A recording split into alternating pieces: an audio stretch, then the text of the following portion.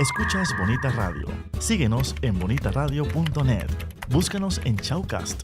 Descarga la aplicación XIIA Live para tu celular. Programa tu propia radio con podcast a través de iTunes e iVoox. En línea con tu mundo.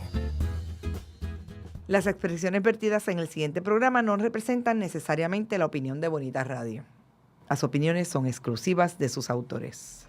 Luces, cámara y que suba el telón. Esto es Ecos e Íconos, donde conoces las voces que trascienden y dejan huella en el arte.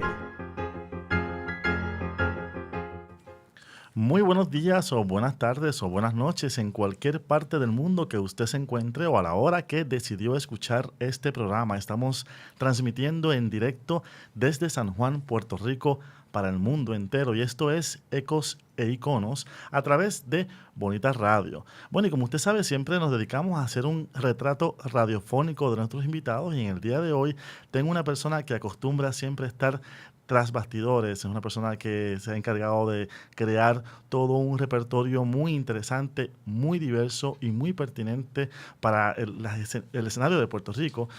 Y bueno, pues hoy le toca el turno de estar frente al micrófono, algo que tal vez a él no le guste mucho, pero yo sé que la vamos a pasar muy bien, la vamos a disfrutar muchísimo. Él es un conocedor de las artes escénicas, gestor cultural, ha trabajado intensamente con proyectos educativos que han permitido el desarrollo, a su vez, de otros proyectos educativos, y bueno, ha trabajado con la música, ha fomentado el ballet, su fuerte es el teatro, y bueno, pues vamos a conversar con un productor, escritor. Para mí es un gran placer celebrar 20 años de gestión cultural. Y bueno, pues bienvenido, Josian Calderas. Gracias por recibirme y me alegro de estar aquí compartiendo con ustedes a través de Bonita Radio. Gracias por ¿verdad? Sacar tu tiempo, estar con nosotros. Y bueno, también hoy vamos a reconocer un trabajo admirable que llevas realizando, una gran aportación al Teatro Nacional. Y yo creo que es muy importante que estas cosas se conozcan, ¿verdad? A veces nos enfocamos en lo negativo. Yo a veces soy muy pesimista y lo acepto.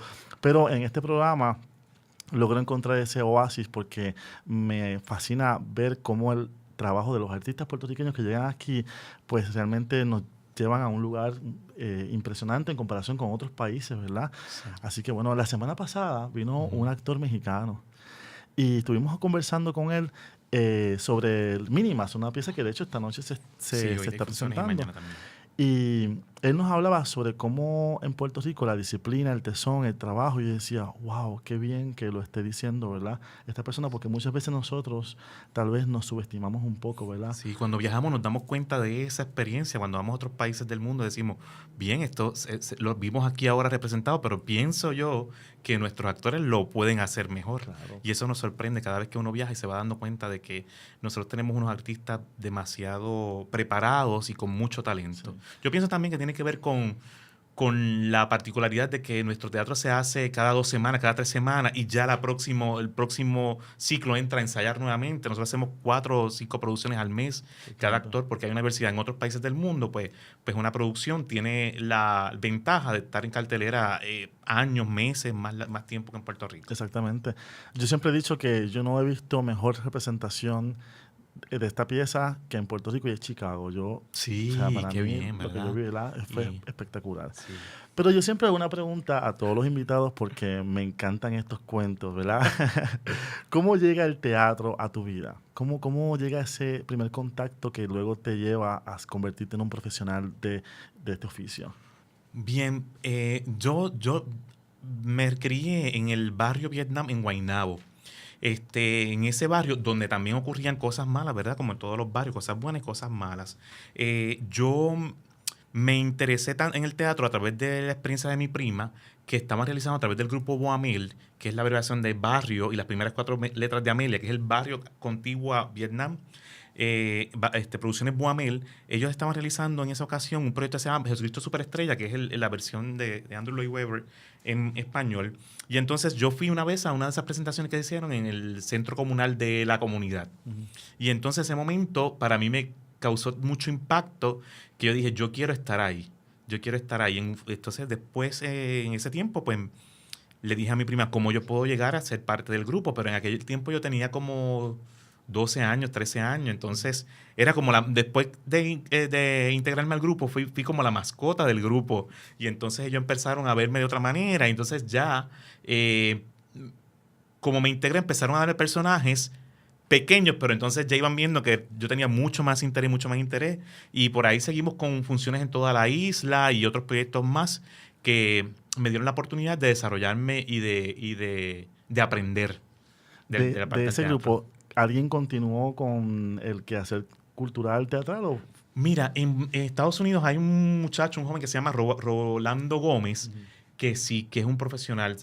Trabajó y ganó premios ACE en Nueva York y ahora está en Boston, si no me equivoco, haciendo trabajos. De hecho, la primera versión de Wamel que se hizo en Levittown, Olga Tañón participaba y era Magdalena en aquel tiempo también. ¿Y O sea, ya por era ahí siguió. famosa o todavía? No era famosa. Qué Después fue interesante. famosa Olga Tañón. Después, entonces, de esa misma comunidad, Víctor Alicea no estaba en el grupo, pero es de la misma comunidad donde yo me desarrollé. Ok, Víctor Alicea qué también. interesante. Luego entras a la Universidad de Puerto Rico, me imagino, ¿verdad? Luego de eso, antes de eso, mira lo que sucedió. El grupo Wamel lo invitaron para audicionar parte del elenco a la Universidad de Puerto Rico porque Victoria Espinosa estaba haciendo un proyecto que se llamaba Areito Pesaroso, una de las pocas obras que la doctora Victoria Espinosa escribió. Pues el grupo fue a audicionar porque era una producción bien grande en el Teatro de la Universidad de Puerto Rico.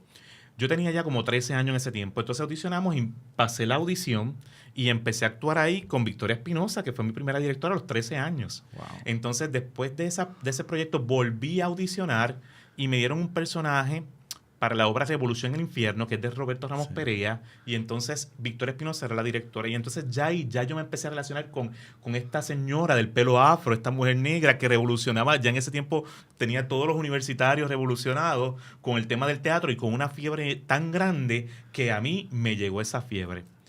Después de ese momento yo decidí que yo iba a estudiar drama. Ya en 7º grado yo sabía que yo iba a estudiar drama. Por ahí entonces me encontré con la maestra de teatro ¿verdad? De la escuela, que esas siempre te ayudan, te impulsan y te dan un poquito más de empujón, de empuje. Y entonces que se llama Joan Rivera.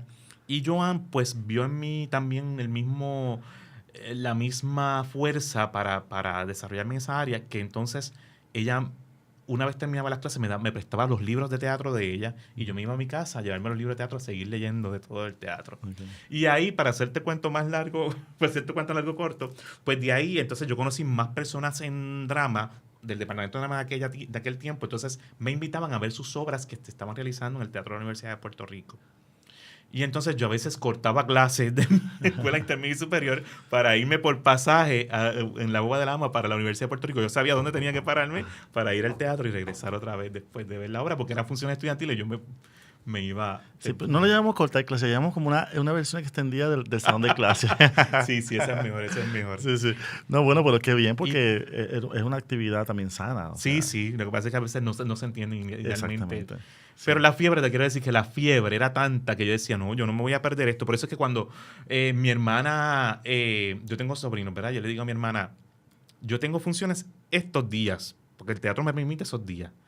Los nenes tienen clase. Tú los vas a excusar en la escuela, los vas a llevar a la función y después los regresas a la escuela. ¿Sabes por qué? Porque lo que van a ver ellos ahí no lo van a tener, la experiencia no la van a tener en la escuela. Así que uno juega el mismo juego que jugó la vez pasada, perdonando toda la frase, pero quizás un poco más legal, diríamos. Sí. Con permiso. Con el permiso de los papás. Sí. Entras al departamento de drama, que ha sido, ¿verdad?, el espacio donde muchos grandes artistas puertorriqueños se han desarrollado. Allí pues tomaste clases con muchos profesores excelentes. De todos esos profesores, además de Victoria Espinosa, que ya nos ha hablado cuál ha sido, ¿verdad?, su aportación a tu carrera, ¿cuál podrías decir tú que fue esa mayor influencia que recibiste de tus profesores? Si vemos el resultado de lo que yo me estoy dedicando ahora, pienso, y estoy casi seguro que es Cuca Mercado. Yo entré al curso de teatro para niños que estaba dando Cuca Mercado en la Universidad de Puerto Rico. Entonces, yo pensaba que era para interpretar los personajes de las producciones de teatro para niños. Y me sorprendió saber que era para enseñar el creative drama a los niños. Cómo las estrategias para poder enseñar el teatro como expresión dramática, ¿verdad? Entonces, ahí me fui y fui absorbiendo varias cosas y varios conocimientos y varios conceptos de lo que es el creative drama. Y entonces yo pienso que por ahí hay, obviamente, Dean Zayas y Dalia Pérez Garay nos dieron, ¿verdad? Todos los que tomamos clase con él, la base para lo que es la actuación y el teatro y ese amor que nosotros tenemos por el teatro, además de que Victoria Espinosa, además, por supuesto, Victoria Espinosa. Sí. El departamento muchas veces se enfoca en la actuación. Ya sabemos que hoy día pues hay un espacio para más amplio, ¿verdad? De alternativas para estudiantes que quieren trabajar la parte técnica. Tú te has desarrollado como productor y también como escritor. ¿Esas ambas funciones llegaron a ti porque decidiste hacerlo por tu pasión o por necesidad? Porque en este país hay que producir para poder... Sí. ¿Cómo llegó a Pues esa...? mira, yo inicialmente me quería, como todo lo que entramos atrás, me quería dedicarme a la actuación. Hice varios proyectos con Ernesto Concepción, varios proyectos con otros productores, ¿verdad? Y entonces me interesé en la producción porque de alguna manera en la comunidad, cuando yo iba creciendo, me estaban asignando tareas dentro del mismo grupo para hacer tareas de producción. Y sin darme cuenta, yo estaba desarrollando otras habilidades que hoy día me doy cuenta que tienen que ver con lo que estoy haciendo ahora. Una vez trabajé con Ernesto Concepción, trabajé con otras personas, me llamaron para asistir en producción a otras compañías. Y entonces ya yo empecé a adquirir conocimiento y experiencia en esas partes de producción. Asistencia a producción es redactar comunicados de prensa, coordinar medios, hacer marketing, ¿verdad? De distintas maneras. Y entonces fui leyendo, porque la universidad no te prepara para ser productor. Sí te prepara para adquirir conocimiento sobre los aspectos técnicos de producción. Y entonces, eso con las clases de distribución y mercadeo que yo tomé en escuela superior, pues me fueron llevando a la producción. Claro está, dijiste algo bien claro.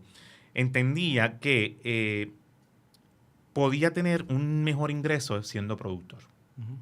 Siendo productor, que a la larga te das cuenta que te caes también. Te embrollas, te endeudas, pones en riesgo tus propiedades, pones en riesgo tu crédito para poder desarrollarte, pides prestado y entonces te embarcas en esos trámites que te ayudan a madurar, pero que también son un riesgo que te tomas para producir teatro en Puerto Rico. Y la escritura, el Departamento de Drama tiene un curso de dramaturgia que en ese entonces creo que lo ofrecía el profesor José Luis Ramos Escobar, ¿verdad? Y bueno, es un curso que de donde también muchos estudiantes han salido, incluso las piezas que se desarrollan allí son presentadas en la universidad, ¿no? Sí. A veces como lecturas dramatizadas o otras veces montajes completos. ¿La vena de escritor estuvo siempre o surgió porque es un actor que está escribiendo y creando personajes? ¿Cómo lo ves? Cuando yo estuve en escuela superior, mi maestra de español nos promovía participar de los certámenes de literatura que hacían los distritos, la región, el departamento de educación. En algún momento mi maestra vio que yo podía escribir y entonces participé en varios certámenes de cuentos inicialmente. Me imagino yo que con la integración del teatro a mi vida, pues entonces me vi interesado en escribir también. Obviamente, cuando llego a la Universidad de Puerto Rico, veo este mundo de posibilidades, viendo compañeros que están estrenando piezas allí mismo con los propios compañeros. O sea, se escribe y se actúa a la vez, que es un taller, un laboratorio genial para todos nosotros, más la fiebre. Realmente la fiebre de todos nosotros nos ayudaba a arriesgarnos de todas maneras. Entonces yo pienso que en la época mía, y yo creo que en la de ahora también, había un semillero de talento increíble. Ahí salió Miguel Difuch, Anabín Santiago, José Lo Arroyo, que han publicado piezas también de teatro, de dramaturgia. Por ahí va la cosa. Yo lo que pasa es que me inclinaba más hacia el teatro para niños. Me inclinaba más hacia el teatro para niños. Porque me imagino que como mi experiencia en la comunidad, más el principio de mis años trabajando como actor, eran más mayormente al infantil, pues yo me iba por esa área. Pero también has hecho textos que incluso han trascendido mucho más de lo que uno se puede esperar en Puerto Rico. Textos que usualmente, ¿verdad? Son 6 funciones, 3 funciones, pero tú has estado con textos tuyos más de 100 funciones y vamos a hablar ya mismo sobre uno de ellos, que no necesariamente es teatro infantil, o sea, es un teatro muy distinto, dirigido a un público adulto y a un público particular. Pero entonces, La escritura para niños y la escritura para adultos, ¿sientes que hay alguna diferencia? Cuando volvamos de la pausa, me contestas eso. Muy bien. Chico, ¿qué tú haces? Aquí, a punto de ganar una subasta por internet. ¿Una subasta? Sí, chico. Voy a completar mi colección de figuras de acción en pocos segundos. No. Chico, ¿qué pasó? ¿Qué pasó? Otra vez se cayó el internet. ¡Qué chavienda! Ay, Dios mío.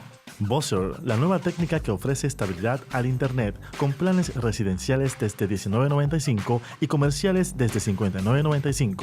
Llámanos hoy al 200-3535. Buzzer Wireless Network. Dale estabilidad a tu Internet. Nunca fue tan divertido estar en fila. El foro que propone la discusión sobre el séptimo arte tiene su espacio en la radio web. Estrenos, noticias, curiosidades y crítica al estilo único de En Fila. Miércoles a las 6 de la tarde, en El Tapón, agarra el popcorn y ponte en fila.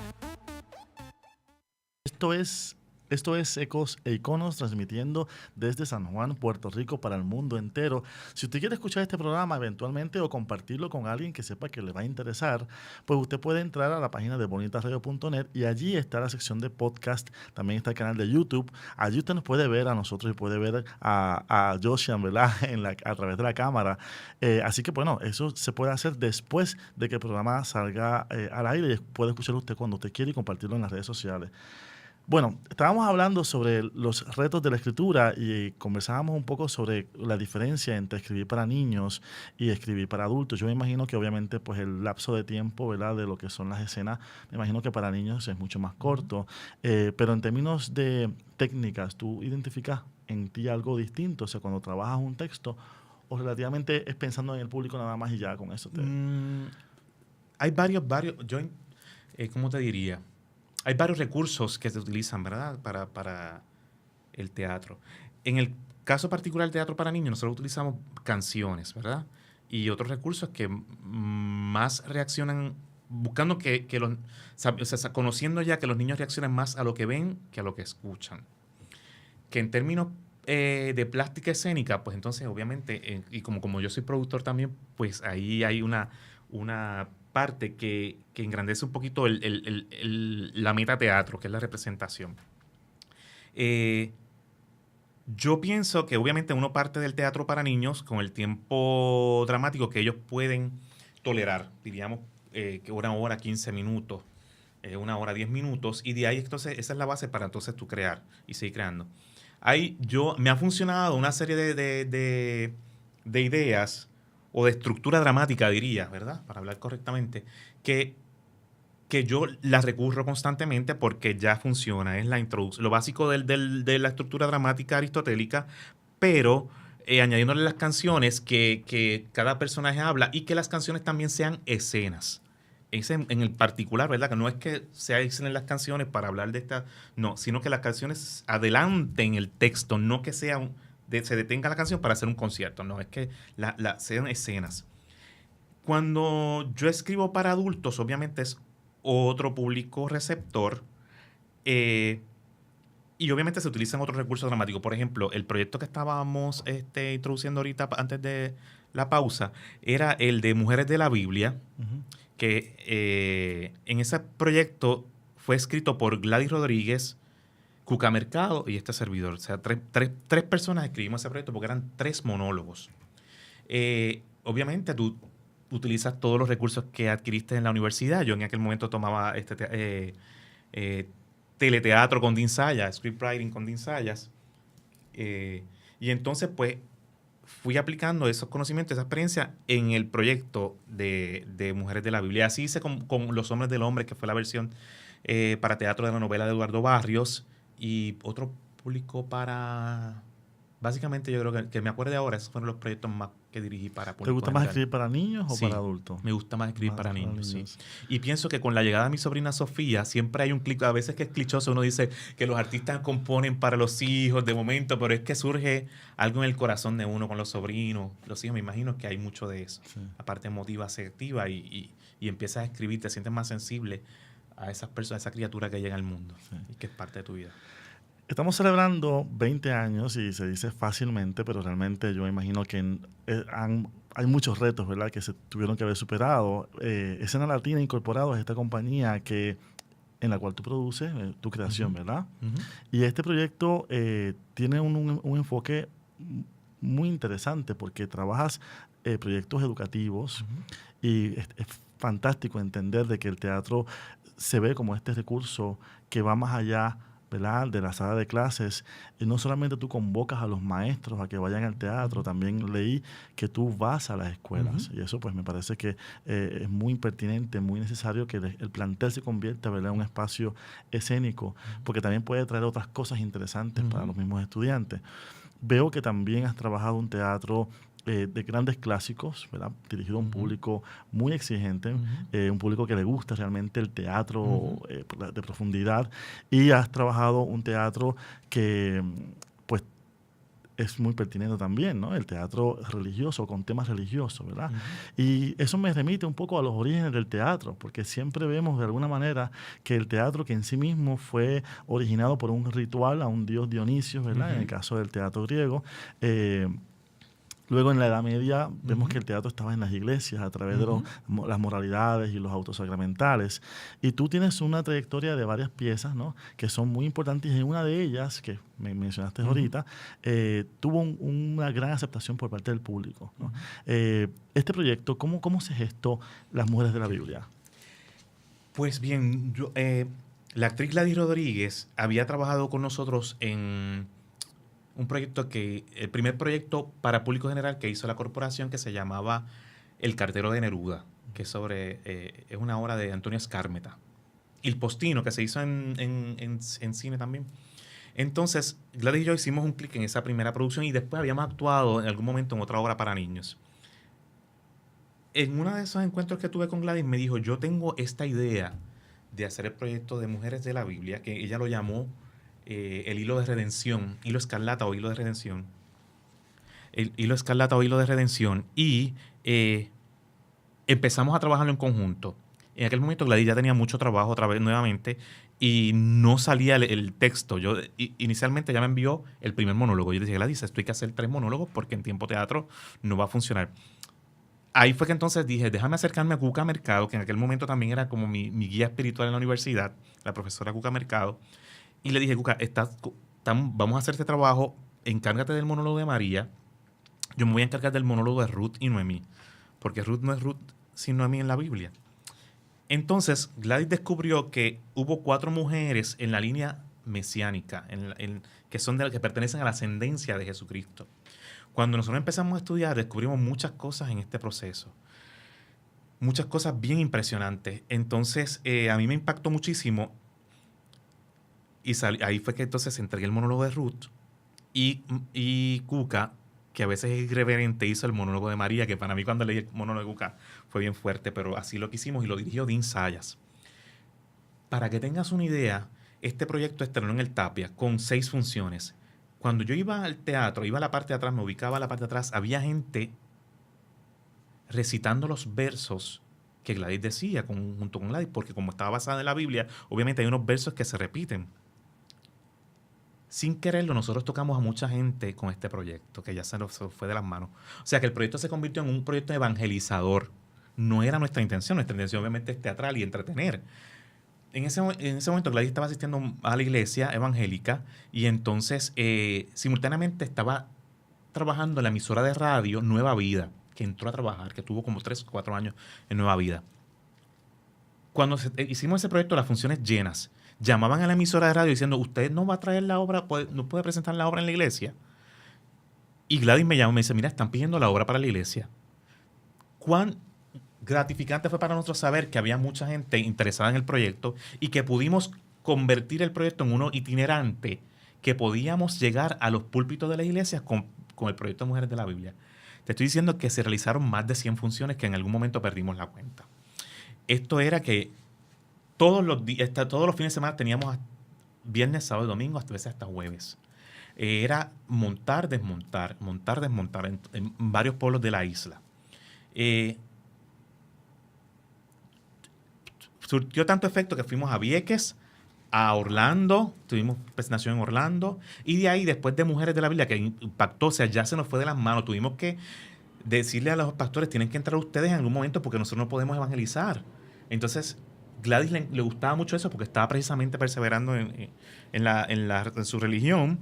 Y entonces los pastores llamaban a la gente a ver quién quería entregar su alma a Dios y todo lo demás. Y entonces surtía ese efecto, se nos escapó de las manos. El proyecto tomó otro nivel. Y después de ahí, pues entonces surge el proyecto de Abraham y Sara, que fue con Alex de Castro, que fue un musical, también cristiano.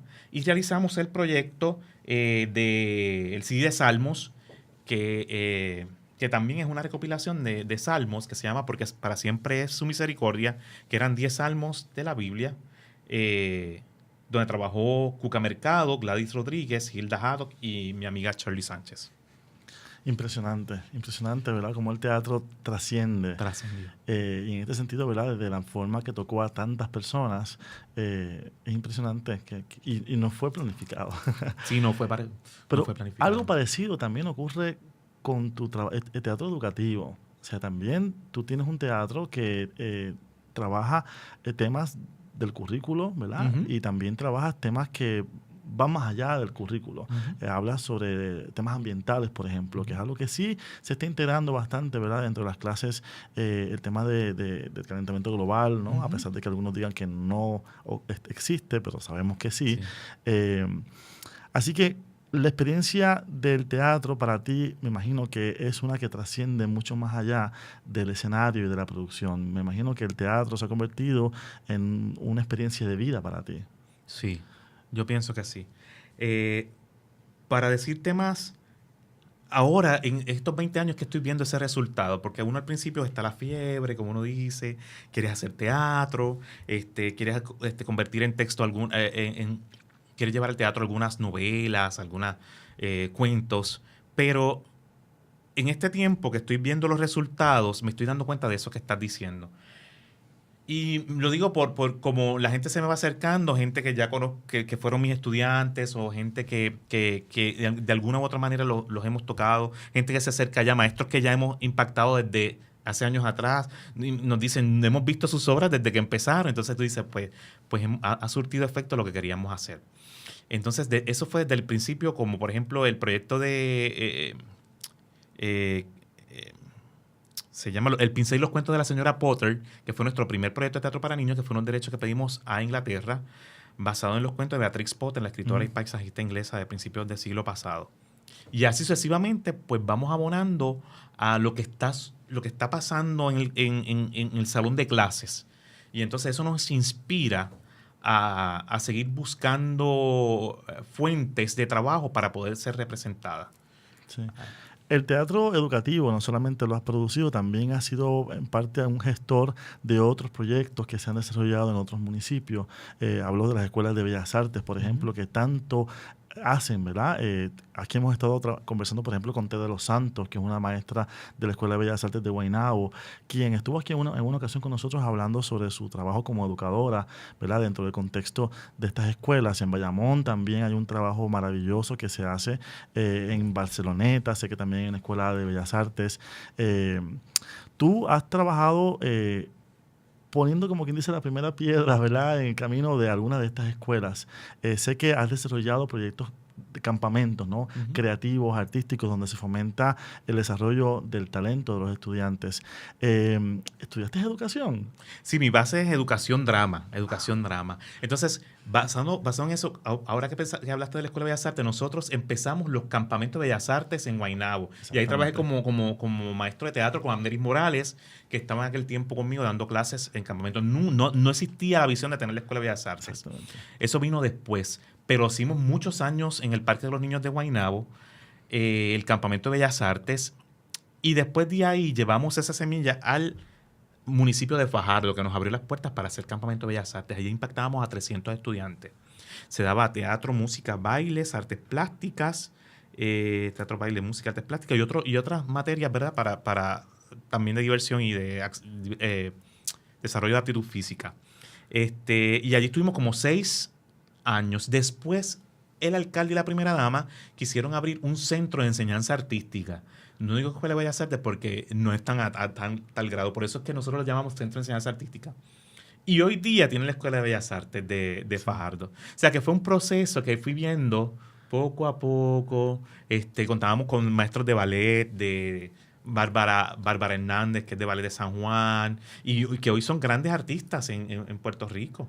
Y hablando de esas otras disciplinas más allá del teatro, cuando volvamos de la pausa, vamos a hablar sobre otras aportaciones que has hecho, no solamente, ¿verdad?, dentro del ballet, también dentro de la música en general, orquestas sinfónicas, ¿no? Así que cuando regresemos vamos a ver cómo esta carrera trasciende la disciplina del teatro.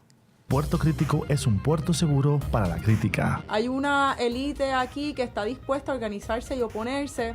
Síganme sin participación, síganme no importando que están pasando cosas en las comunidades. Lo que pasa, Miguel, es que la pregunta de Juanqui tenía que ver con los aspectos globales, y yo creo que la realidad global es de esa complejidad que estamos hablando, y yo creo que traducir las arroz y habichuelas, pues yo por lo menos no me considero el traductor del arroz y las habichuelas. Proponemos una discusión translocal y multidisciplinaria. Y tenemos con nosotros al profesor y escritor. Con nosotros tenemos al director de Puerto Rico para Todos y activista de derechos humanos. Puerto Crítico, con Juan Carlos Rivera Ramos y Miguel Rodríguez Casellas. Escúchelo por bonitaradio.net, por podcast a través de iTunes e iVoox o por el canal de YouTube de Bonita Radio.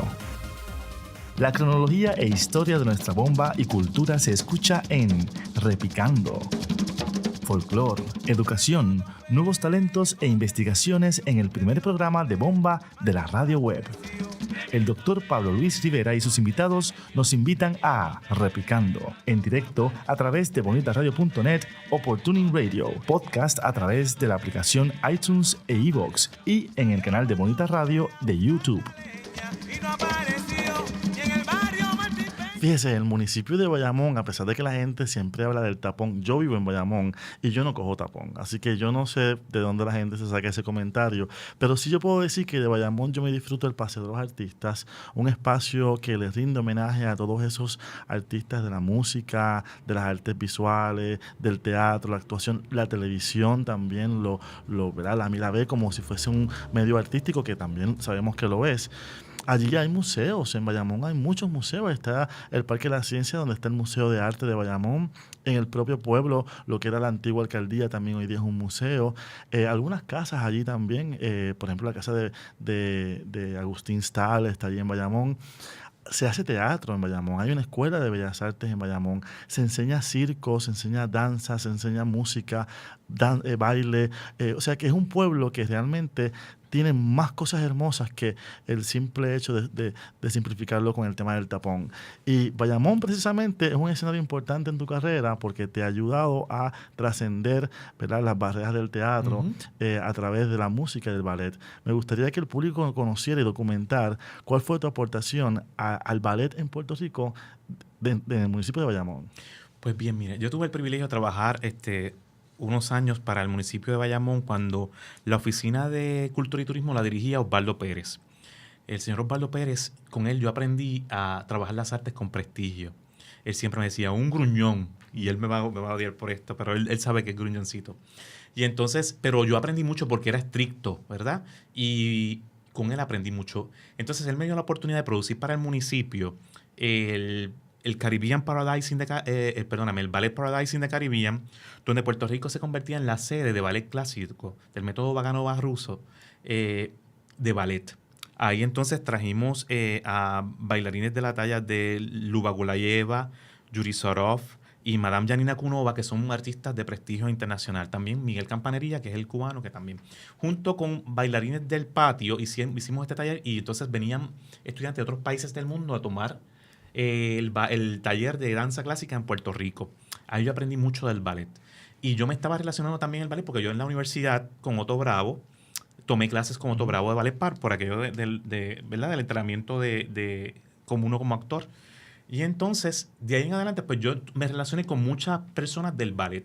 Soy muy colaborador de Ballet de San Juan, que trabajamos en conjunto varias piezas también en términos de producción.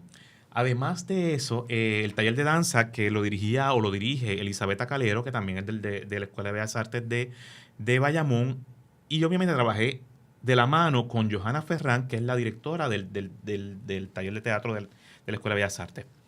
Tuve el privilegio también de producir junto con Osvaldo Pérez el proyecto, varios eventos de la orquesta de cámara del maestro Figueroa Zanavia.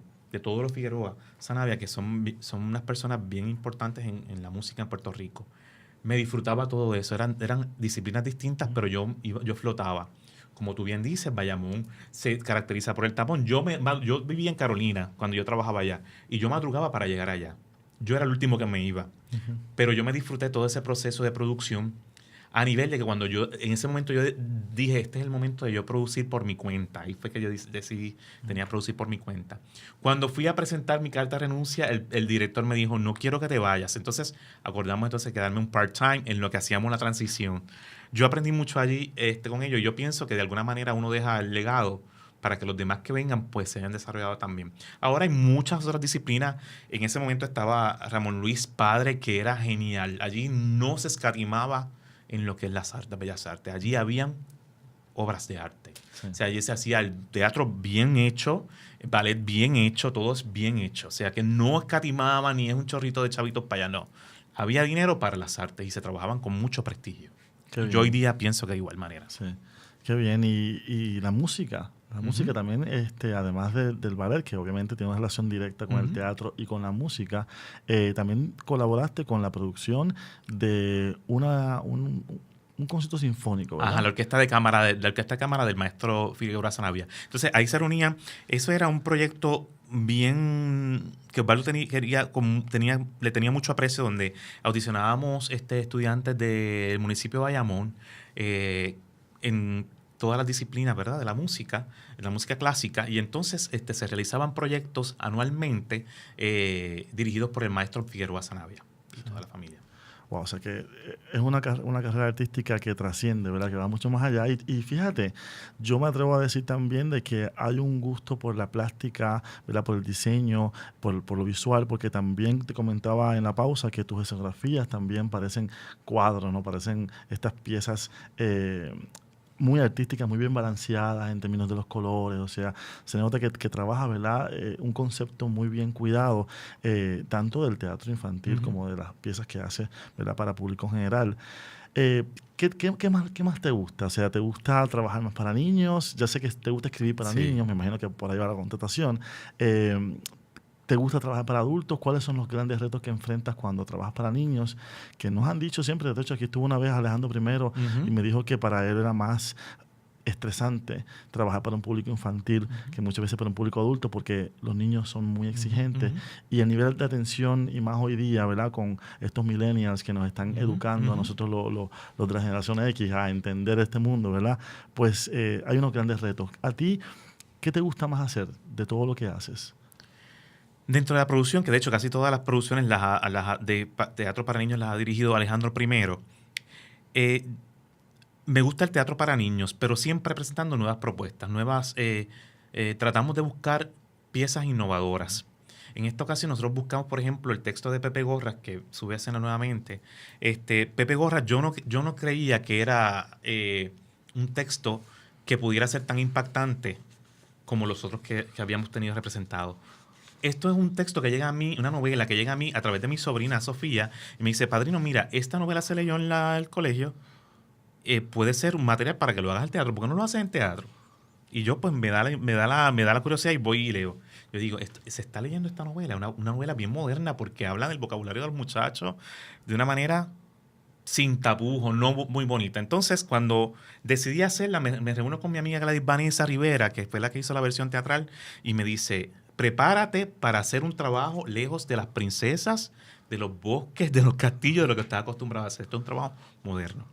Y efectivamente, yo tuve que dejar al lado lo bonito que podía darte la cuestión de lo clásico, ¿verdad?, para entregarme esta parte de lo moderno.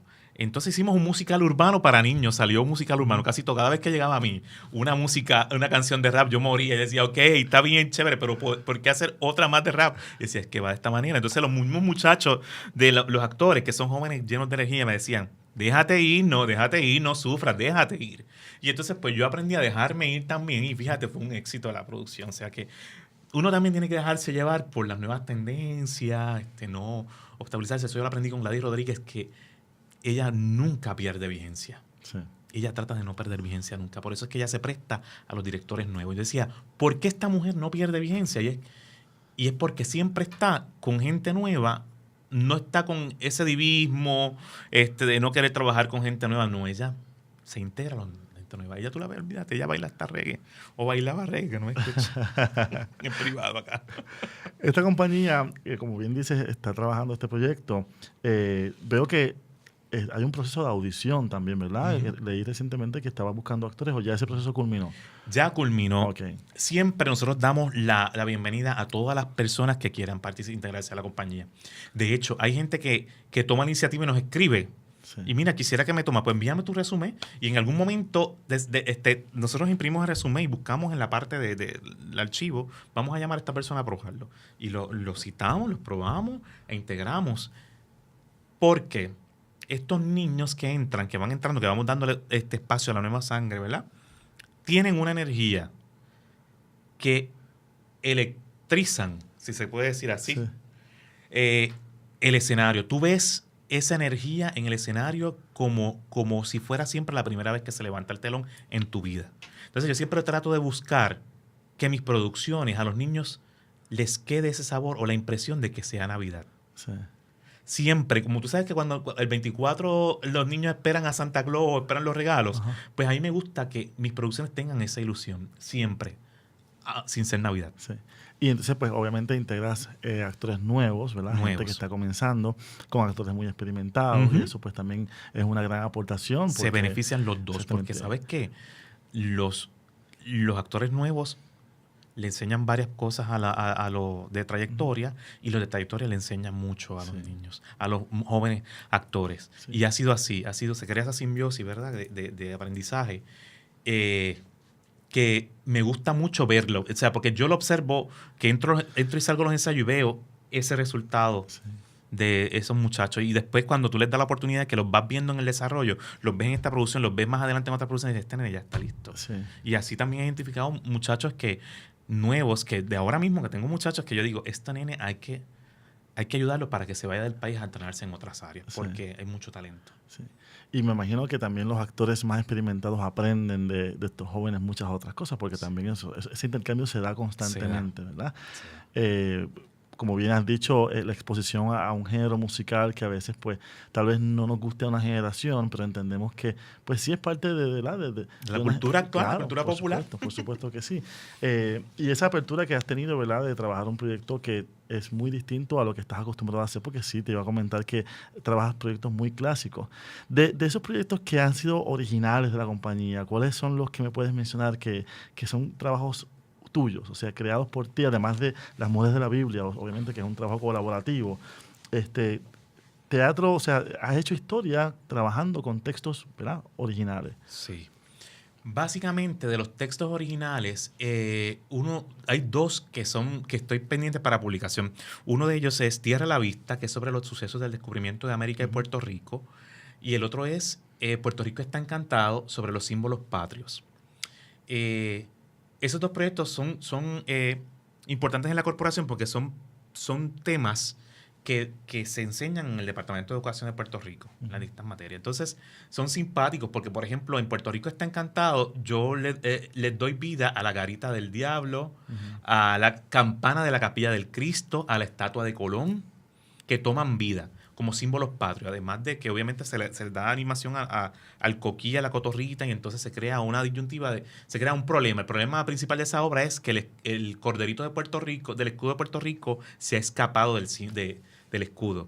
Y entonces ahí ellos todos en la plaza se crea un problema porque ellos van a buscar a dónde fue el corderito de Puerto Rico, y entonces ellos van detrás buscando el corderito, a dónde habrá ido el corderito de Puerto Rico. Sí. Y por ahí entonces se desarrolla la trama. En Tierra a la Vista, pues, presento estos saltimbanquis contando la historia del descubrimiento de América y Puerto Rico.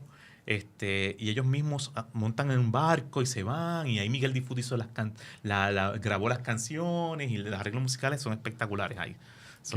Pues sí, haces historia no solamente, ¿verdad?, porque has trabajado con actores profesionales, porque has ido a las escuelas, porque llevas estudiantes al teatro, porque has trascendido más allá del teatro y has colaborado con la educación del ballet, de las artes escénicas, la música.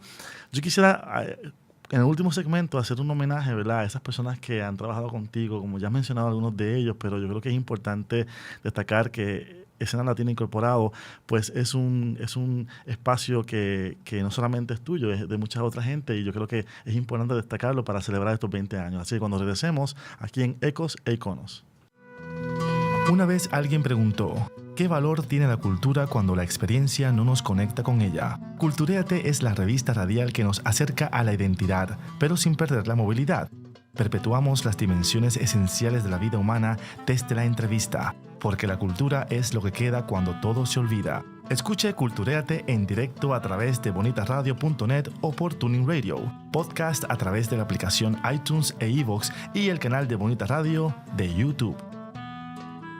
Saludos, mi nombre es Sixto Isaac Ortiz del programa El Pajeo Musical. Usted se preguntará, ¿y qué rayo es eso del pajeo? Sencillo, es básicamente un programa en donde tocamos todo tipo de música, desde jazz, rock, música electrónica, hip hop, hacemos trivia, hacemos juegos, hacemos preguntas, incluso yo a veces me voy en un viaje y toco hasta música retro. Para que vea, el pajeo significa específicamente eso, irnos en un viaje musical.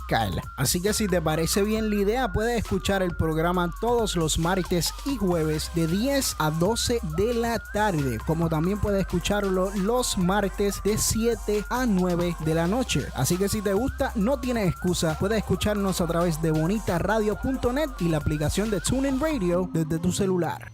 Hay quien dice que 20 años no son nada, o otros dicen que 20 años se dice fácil, pero yo estoy seguro que 20 años ha sido una carrera artística llena de grandes satisfacciones, no solamente a nivel personal, también aportación al pueblo de Puerto Rico, ¿verdad? A la educación, al disfrute de las artes, y yo creo que, ¿verdad?, hay que celebrar que Escena Latina Incorporado pues nos ha regalado grandes proyectos, y para eso estamos aquí hoy con su productor y creador Josian Caldera, que yo sé que ha estado de la mano trabajando con muchas personas, y ahora es el momento de rendir homenaje a esos que han estado contigo trabajando y que han hecho posible todo esto. Claro que sí.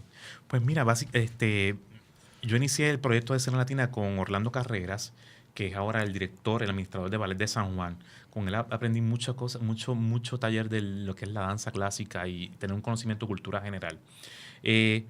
Actores que han pasado por la corporación, te puedo mencionar Axel Anderson, que paz descanse, Gladys Rodríguez, Ernestito Concepción, Yamaris Latorre, Miguel Difut, Anamín Santiago, Hilda Haddock, Lourdes Robles, Yasmín Mejías, Jonathan Cardenales, Luis Omar Ofarril, que me perdonen los que se me quedan, pero Flores, lo vi por aquí. Luis Omar, Pedro Orlando Torres, déjame ver por aquí a ver si tengo alguno que se me queda, que no se me vaya a quedar nadie. Bueno, yo estaba haciendo un listado de las personas que voy a invitar en términos de lo que son actores y equipo de producción, y llegan como a los 100 y pico de personas. Entonces, como director, el Dean Sayas, sí. Axel Cintrón, sí. Alex de Castro, Miguel Difut, Cristina Sesto, Miguel Alejandro Difut, Primero. Alejandro Primero, que es el director, Yomi Lorenzo, varios actores. Ahora los noveles que se están destacando ahora, Ricky Dadoné, Estela Ríos, Javier Iván, Elvin Ramos, muchos muchachos jóvenes que se están destacando y que yo pienso que van a ser muy exitosos en esta vida artística, en su vida artística. ¿Y futuros proyectos? ¿Qué tienes en mente para el próximo año o qué quieres reponer, verdad? De piezas que Pues quiero reponer un Lorca para estudiantes, que es un proyecto fabuloso que estábamos hablando fuera del aire, que me encantó porque ese proyecto tiene la particularidad de hacer las 3 tragedias de Lorca, las más famosas, ¿verdad? Este es un proyecto que escribió Anamín Santiago, que adaptó a Anamín Santiago, que fungió como dramaturguista. Que estudió la manera en que Lorca habla para poder crear esos parlamentos. O sea, que es un trabajo de investigación intenso. Es un trabajo de investigación. Ahora tiene otra asignación pendiente para mí. Entonces, quisiera hacer eso. Entonces, mandé a hacer... estoy pidiendo los derechos de autor de una obra para niños basada en la música de Bob Marley. Mira qué cosa. ¿Cómo yo que llegué aquí? Sí. No sé. Okay. En mi proceso de investigación yo voy buscando qué está pasando en otros países y leo la literatura, ¿verdad?, de calidad, la literatura juvenil de calidad. Entonces me encuentro con este libro de un cuento que hizo la hija de Bob Marley, basado en una de las canciones que su papá le dedicaba a ella. Buscando y buscando encuentro una compañía que hizo la versión de teatro de esas canciones. y veo un trabajo bien lindo. Ya me comuniqué con el autor, ya entonces me envió el texto, el score, porque es musical, imagínate. Sí. Entonces ya estamos en los trámites de traer ese proyecto para Puerto Rico. También tengo en mente un proyecto que Gladys Rodríguez estrenó en Orlando. Cuando Gladys Rodríguez se fue para Estados Unidos, se integró la compañía de Shakespeare en Orlando, y entonces yo fui a verla en el estreno de la pieza Bad Dog, que estrenó en Orlando, y fue una pieza bien linda que me gustaría traerla para Puerto Rico también, que es un drama. Sí. Ya entraría un drama. Entonces, unas versiones teatrales que tengo por ahí en agenda, que las tengo encargadas para hacer. Sí. Que vienen por ahí muchas. Así que si usted quiere presenciar todo esto y ver un teatro de calidad, un teatro de contenido, de un gran valor artístico y de producción, usted tiene que entrar a las páginas, a las redes sociales, a la página de internet de la compañía. ¿Cuáles son las páginas que tiene en redes sociales? ¿Estás en Facebook? Sí, ¿verdad? En Facebook lo puedes conseguirlo a través de Aprendiendo con Teatro Educativo. Y van a ver toda la cartelera de Escena Latina, lo que está actualmente y parte de la historia de la compañía que la posteamos en ese espacio. Y los maestros, por ejemplo, tienen ahí un recurso, ¿verdad?, que pueden integrar a su sala de clases. Así que es Aprendiendo con Teatro Educativo. Con Teatro Educativo. ¿Y Escena Latina tiene su página de internet? Sí, www.escenalatina.inc.com. Y de ahí se van a enterar de próximos proyectos que va a estar trabajando él integrando la internet, ¿verdad? Para que esa es una nueva etapa de la de Escena Latina. Una nueva etapa. Así que para mí ha sido un gran placer que estés aquí. Para mí igual también, me lo he disfrutado. Qué bueno. Y yo tengo muy gratos recuerdos tuyos. No te acordabas, ¿verdad? De una experiencia que tuve con él. Pero siendo yo estudiante de la Universidad de Puerto Rico, estaba perdido, me sentí un poco perdido. Y nos sentamos él y yo a hablar, dos desconocidos, ¿verdad?, hablando allí en el pasillo del departamento de drama, y él me dio un consejo muy valioso que me ayudó muchísimo a conseguir una meta que deseaba. Así que nada, tu trabajo como artista es incalculable, el valor que tiene también como ser humano. Gracias. Así que muchas gracias, Salvador, por invitarme aquí a este espacio. Esta es tu casa y nada, el público ya sabe, si usted quiere buen teatro, aquí está Escena Latina incorporado como una de las opciones. Así que gracias a ti. Gracias a Dilén por estar siempre controlándonos y por soportarme, porque yo a veces me porto mal, pero es parte del programa y de la emoción que siento de tener tan buenos invitados y de hacer algo que me apasiona. Así que nada, gracias a Dilén, gracias al público que nos escucha cada sábado, y ya sabes, este programa lo puede compartir en las redes sociales. Nos vemos la próxima semana. Escuchas Bonita Radio. Síguenos en las redes sociales, facebook.com/Bonita Radio, y participa del Thrift Chat y Creatividad Boricua 101. En Twitter, Bonita-Radio. En línea con tu mundo.